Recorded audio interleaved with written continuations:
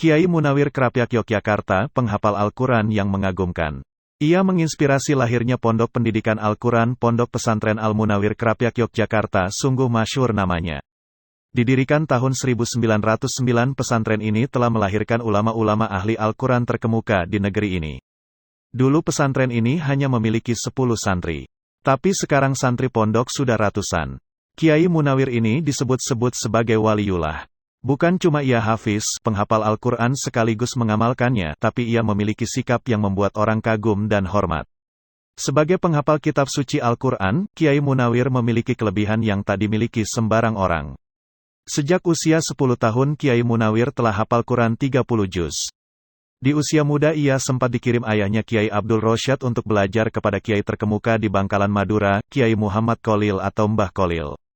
Saking kagumnya Mbah Kholil pada kemampuan membaca Quran Munawir muda, beberapa kali Munawir muda diminta menjadi imam sholat dan Mbah Kholil sebagai makmumnya. Tak semua santri bisa menjadi imam sholat. Tahun 1888 Kiai Munawir bermukim di Mekah dan memperdalam ilmu-ilmu Al-Quran kurang lebih 20 tahun. Kesempatan tersebut ia gunakan untuk mempelajari ilmu tahfizul Quran, qiraat sab'ah, 7 cara membaca Quran. Hingga ia memperoleh ijazah, brevet. Sanad qiraat yang bersambung ke urutan 35 sampai ke Rasulullah SAW dari seorang ulama Mekah yang termasyhur Syekh Abdul Karim bin Umar Al-Badri Adimyati. Kehebatan Kiai Munawir adalah mampu menghatamkan Al-Quran hanya dalam 1 rakaat sholat. Orang awam mustahil bisa melakukannya. Untuk menjaga hafalannya beliau melakukan riyadoh, olahraga, dengan membaca Al-Quran secara terus-menerus selama 40 hari 40 malam sampai terlihat oleh beberapa muridnya mulut Kiai Munawir terluka dan mengeluarkan darah.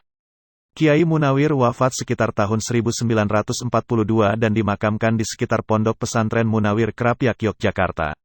Kedisiplinan Kiai Munawir dalam mengajar Al-Quran kepada murid-muridnya sangat ketat, bahkan untuk membaca Al-Fatihah saja seorang murid bisa menempuh masa ajar sampai 2 tahun. Menurut Kiai Munawir belum tepat mahrajnya maupun tajwidnya. Tidak heran Kiai Munawir melahir banyak santri yang kelak menjadi kiai besar, antara lain Kiai Arwani Amin yang mendirikan Pondok Pesantren Yanbul Quran di Kudus dan Kiai Ahmad Umar yang mendirikan Pondok Pesantren Al-Muayyad Solo. Ada satu peristiwa menarik yang membuat takjub murid-muridnya dan menjadi ibrah sampai sekarang. Peristiwa itu adalah tatkala salah seorang murid Kiai Munawir disuruh oleh istri Kiai Munawir untuk meminta sejumlah uang yang akan digunakan sebagai keperluan belanja sehari-hari. Kiai Munawir tak pernah membawa dompet atau mengantongi uang di saku. Tapi setiap ada yang minta uang ia hanya merogoh sejadahnya untuk mengambil uang. Semua murid juga tahu sajadah Kiai Munawir bukanlah seperti film kartun Doraemon yang bisa mengambil apa saja. Kiai Munawir sehari-hari waktunya dihabiskan duduk di serambi masjid sambil mengajar Al-Quran.